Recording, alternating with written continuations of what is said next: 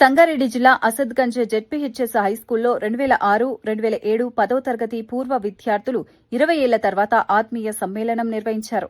మే 1న జరిగిన ఈ కార్యక్రమంలో పూర్వ విద్యార్థులు పెద్ద సంఖ్యలో పాల్గొని పాత జ్ఞాపకాలను గుర్తు చేసుకున్నారు.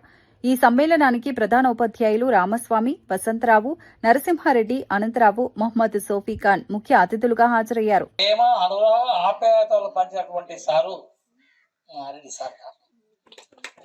కాబట్టి ఆయనకు ధన్యవాదాలు. కాబట్టి తెలుగు సాహిత్యంలో వచ్చి తెలుగు చెప్పదాం అంటే తెలుగు ఏం చెప్పేది, తెలుగు రాసిన చదువుకుంటే అయిపోయి తెలుగు మాకు చెప్పేది ఏముంది అనుకుంటారు సహజంగా జనరల్గా.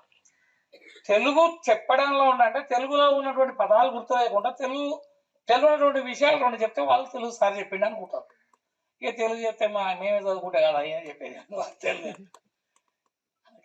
అందుకే ఒకటి ఆపదలయందు ధైర్యము, ఆపదలయందు ధైర్యము, మంచిత సంపదలయందు తాల్మియున్, భూపసభంతరాలమున పుష్కలవా చతురత్వమాది బావు పటుత్వమున్, యశమునందనురక్తియు విద్యయందు వాంఛ పరివృద్ధియున్ తెలుపు సజ్జనాలికి.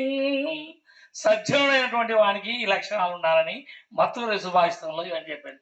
అంటే ఆపదల ఎందు ధైర్యము, సంపదల ఎందు ఓపిక, ఇది మనకు తెలిసే మళ్ళీ దానికి పద్యాలు చెప్తే సార్ పాట చెప్పినట్టు ఉంటుంది.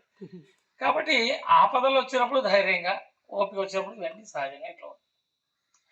ఈ విధంగా తెలుగు సాంప్రదాయయుక్తంగా మనం చెప్పిన తెలుగు భాష ఔన్నత్యాన్ని మనకు బోధించినటువంటి ఆచార్యులు ఎంత చెప్తున్నప్పటికీ మృదు మధురమైనటువంటి సంభాషణ చౌకర్యంతో వాళ్ళు బోధనలు చేస్తూ ఉంటారు.